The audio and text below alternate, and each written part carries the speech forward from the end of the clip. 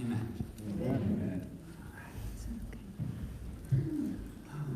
Going up there. Good morning. How are you? Good morning. My name is David, for those of you who don't know. We are going to kick off our little sermon this morning with something that I hope you don't mind. I'm going to feature our newest member of New Life Church one more time. As I turn this on, here it is. There it is.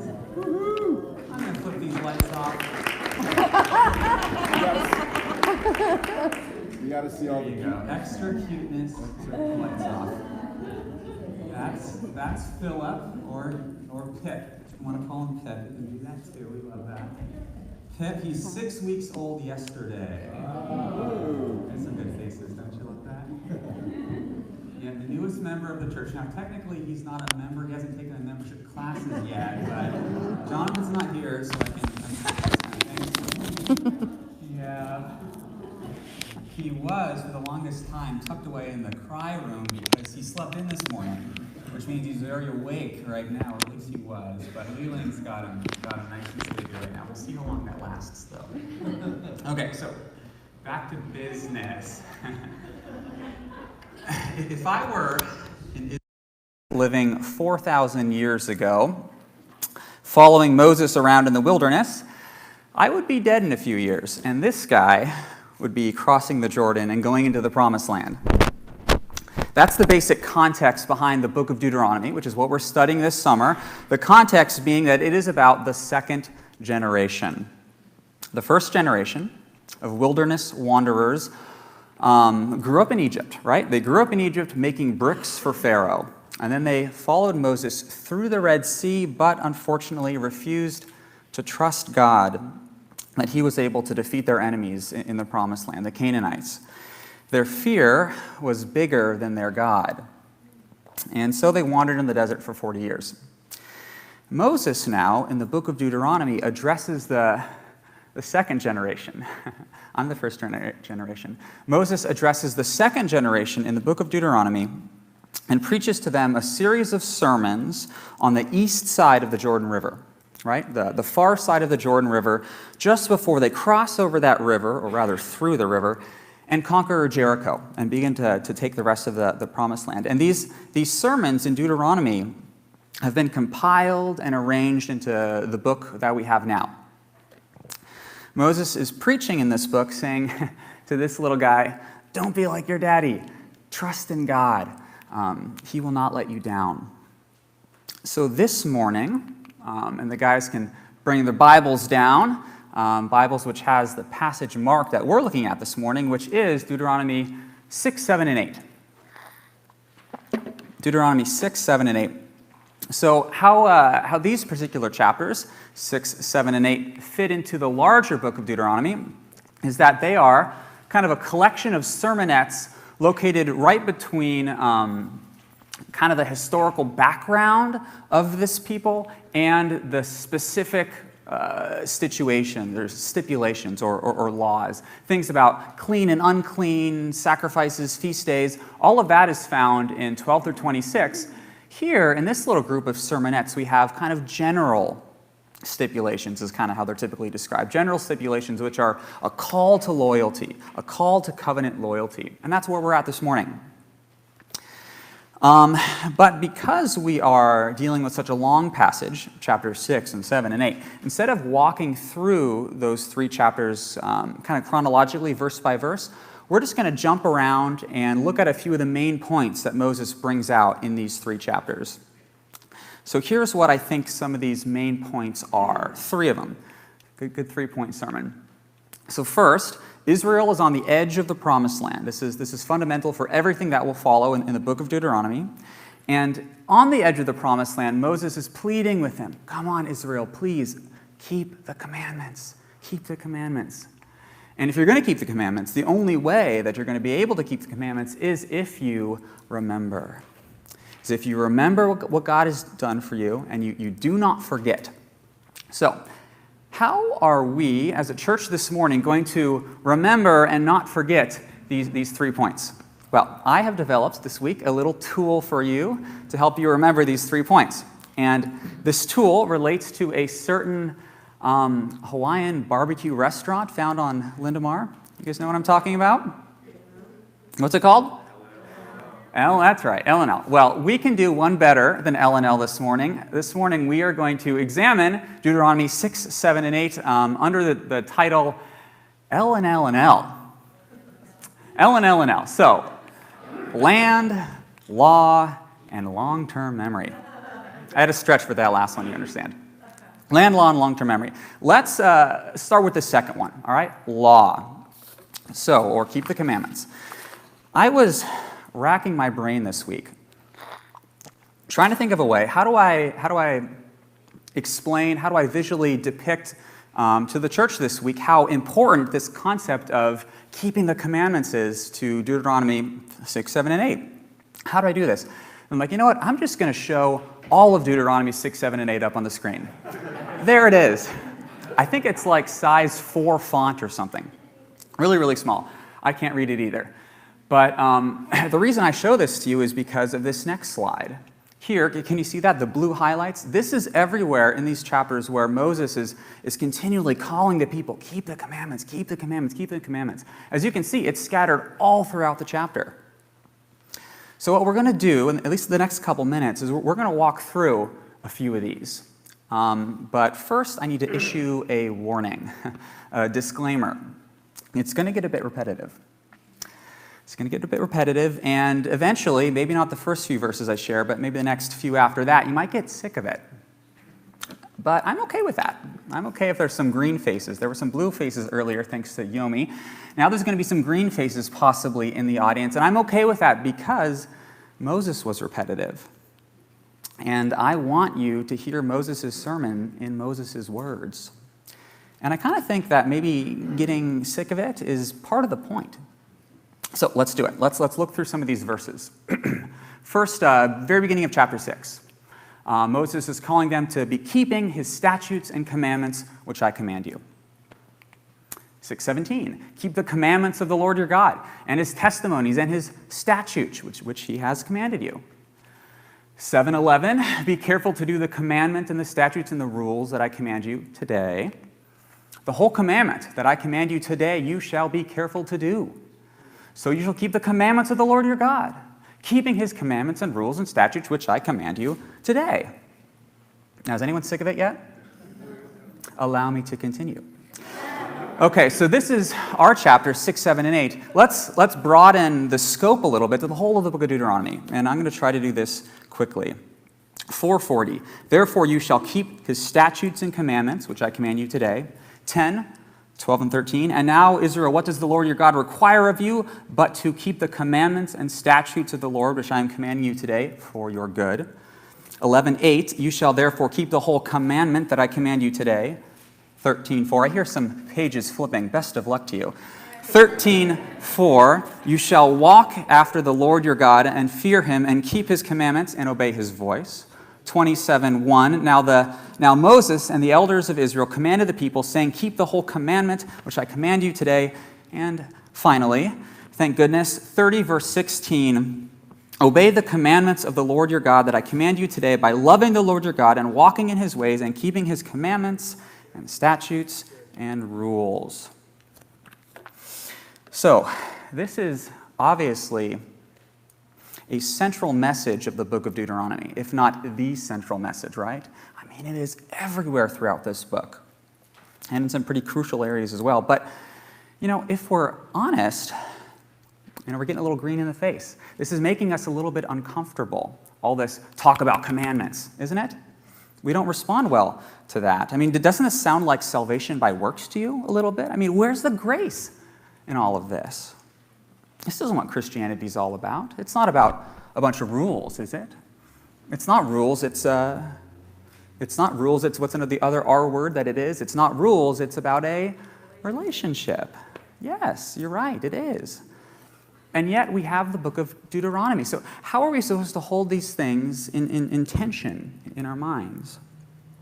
I think it will require us to adjust our perceptions a little bit, to maybe reevaluate the way in which we react to the phrase, keep the commandments. And this is where I think Chris Smithson, last week he came and spoke to our church, I think he was tremendously helpful on this subject. So I'm going to rehash some of the things that he shared with us. First off, keeping the commandments is not about salvation. This is not a salvation issue, first and foremost. In the Old Testament, even, just like the New, grace precedes the law. Grace comes first, then law. I mean, if you look at the story of Israel, first we have Israel being elected, then we have Israel being saved through the Exodus, and only after that do we get God asking them to follow these laws, right? It comes after salvation, after the salvation event. And obedience for Israel and also for us is therefore because of and not unto salvation. Does that distinction make sense? Obedience is because of and not unto salvation. We are saved by faith and not by keeping the law, and yet that faith that saves us, I love this phrase, it is a faith that leads to faithfulness. It's a faith that leads to faithfulness. And if we're going to focus and highlight on L's this morning, do you remember the title of Chris's sermon last week? It was about a love loyalty to the King of our hearts. This idea of love loyalty, it reminds me of a student I once had, a former student of mine. You guys might not know, I taught for a couple years at a college. I taught a 9th grade English and 7th grade Bible. And one of my favorite students, this guy named Tyler Taddy. I mean, gotta love that name, right? Tyler Taddy. He was one of my 9th graders, and I had some kind of assignment, some writing assignment for my students to do, where they were supposed to write about themselves, write what matters to them, how they see the world. And this guy, a strong Christian at 14 years old, he decided to write about his relationship with God and how he pictured that relationship in his mind, kind of the controlling metaphor that he used when conceptualizing him and his God. He didn't use the word controlling metaphor, but what he did say is in that little paper that he wrote, when I think about God, I think of God as a king. He's this king over this giant, vast kingdom, right? And me, little old Tyler, I'm just a peasant in some small corner of that kingdom. And yet, that king, he invites me to come into his courts every day and to feast with him and to talk with him, to spend time with him. And that's what we're doing in prayer, isn't it? When we draw near to the throne of grace. This king loves to spend time with his lowliest subjects.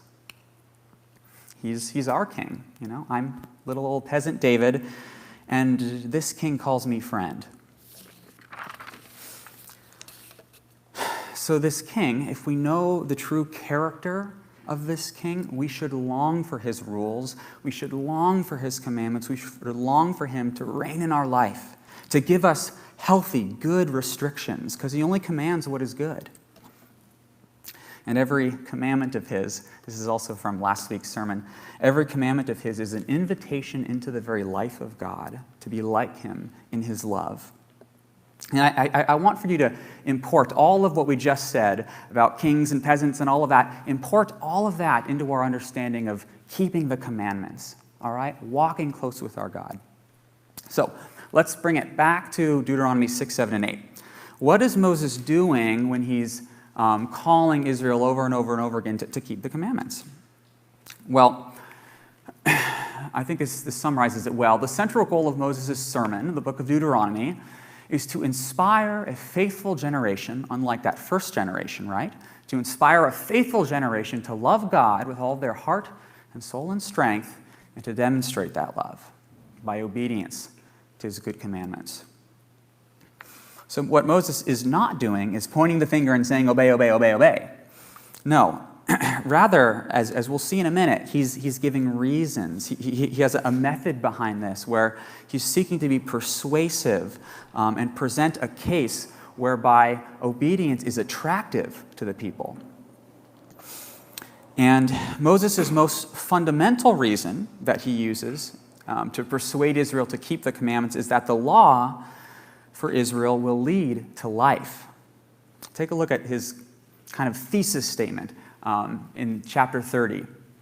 See, I have set before you today life and good, death and evil. If you obey the commandments of the Lord your God that I command you today by loving the Lord your God and walking in his ways and by keeping his commandments and statutes and rules, then you shall live and multiply. And the Lord your God will bless you in the land that you are entering to take possession of it.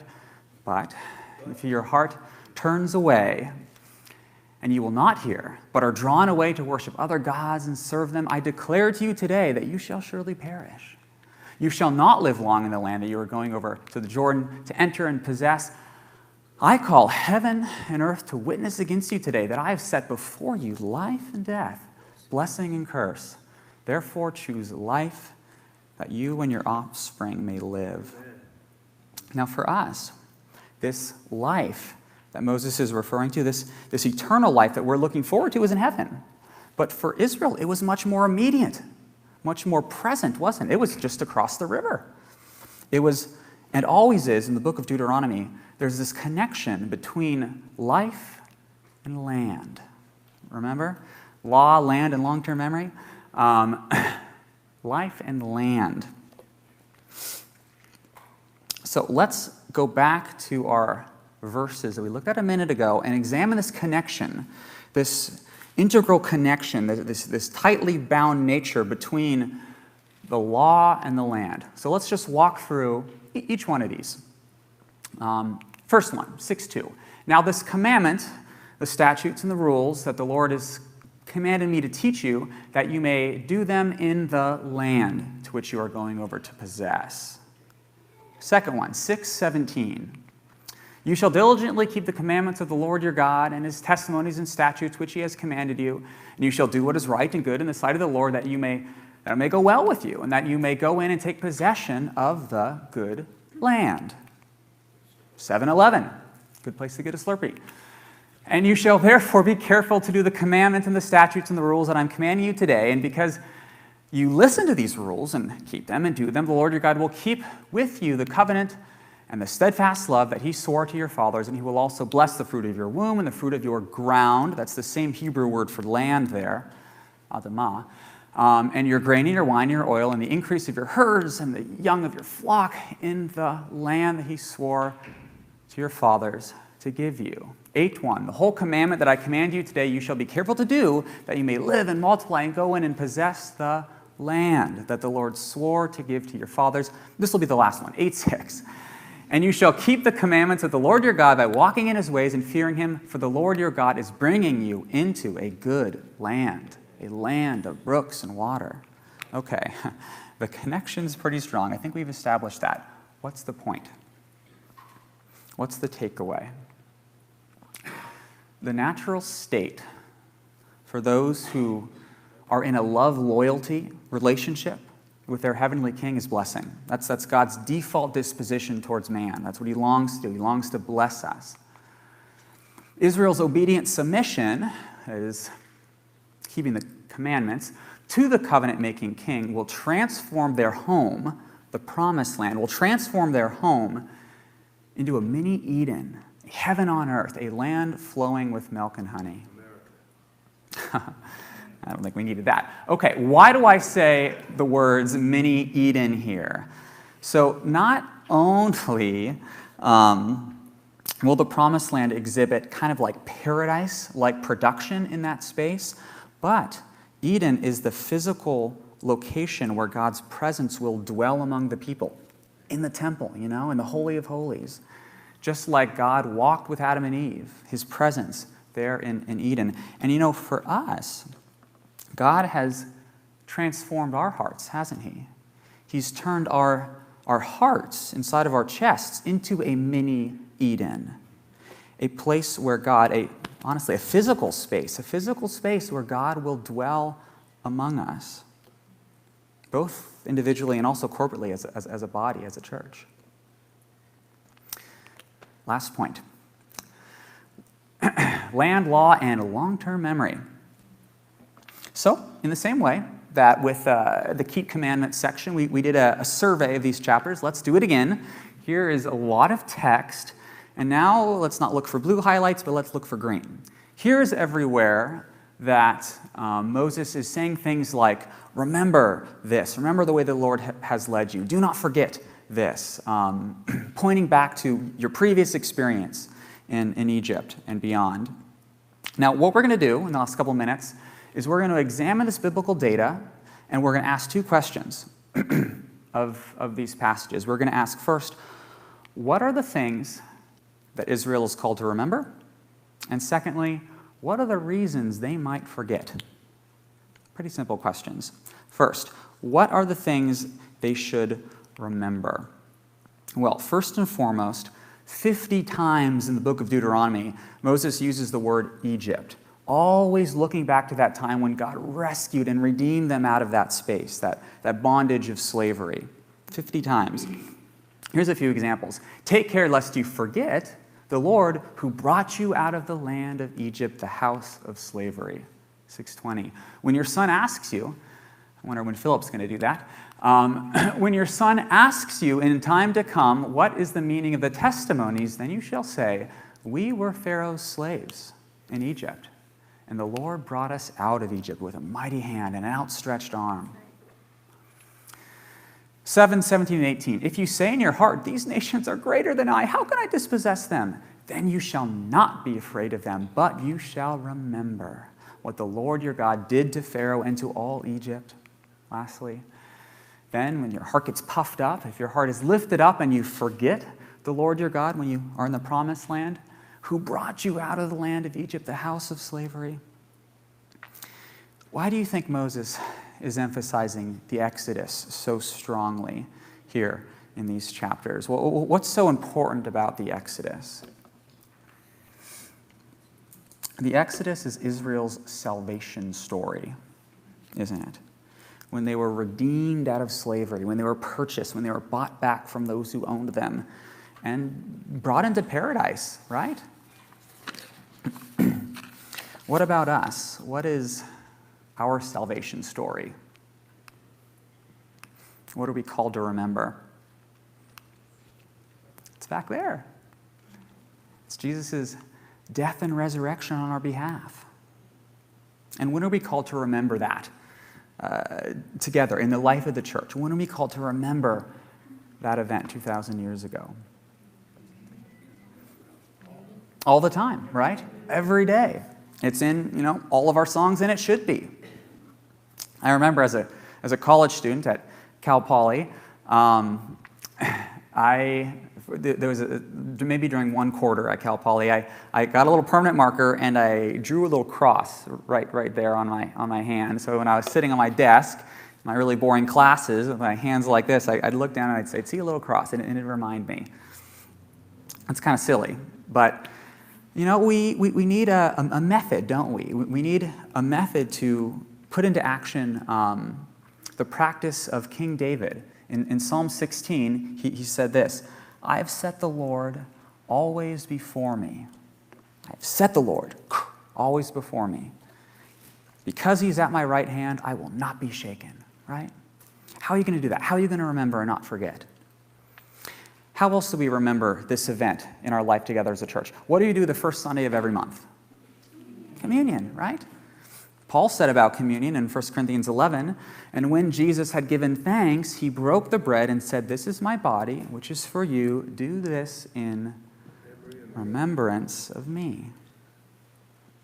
What about in our annual calendar as a church? When do we remember those events?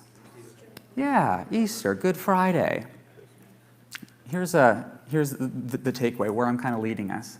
These regular liturgical days, every month, every year, have been put in place by God for our good. We need them. We need to regularly and joyfully acknowledge that we were dead in our sins before Jesus took that death upon himself because of his great love for us. And now, just like the Israelites who were brought out of slavery in Egypt, now we are free. Free to live a Spirit-empowered, guilt-free life in service of our King. Our first question was, what is Israel called to remember? They're called to remember the Exodus. They're also called to remember their time in the wilderness. Look at these verses here. And you shall remember the whole way that the Lord your God has led you these 40 years in the wilderness, that he might humble you, testing you to know what is in your heart, whether you would keep his commandments or not. And he humbled you and let you hunger and fed you with manna which you did not know, nor did your fathers know, that he might make you know that man does not live by bread alone, but man lives by every word that comes from the mouth of the Lord. Your clothing did not wear out on you, nor did your foot swell during these 40 years. Know then in your heart that as a man disciplines his son, so the Lord your God has disciplined you. What are you called to remember? You're called to remember the whole way that the Lord your God has led you. Do you regularly remember the way that the Lord has led you? Do you rehearse your own story, just as we rehearse his story? Now look at these words. There's a couple words I want you to pay attention to in this paragraph. What is God up to in these wilderness years with this second generation? He's seeking to humble you, test you, discipline you. Now, as I was reading in preparation for this Sunday, I really liked the way that a scholar named Gordon Conville explained these terms. Look at this. In the desert, the Israelites had been suddenly removed from all the familiar ways of obtaining what they needed to live. All that stripped away, it's gone. Even as slaves in Egypt, at least they knew where their next meal was coming from. These wilderness years were times for testing faith in God.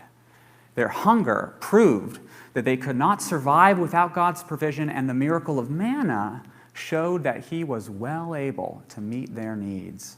These were lessons they needed to learn during their difficult years. So, what is Israel supposed to remember? Exodus and wilderness.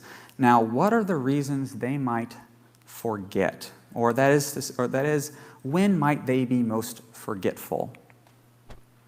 Look at this.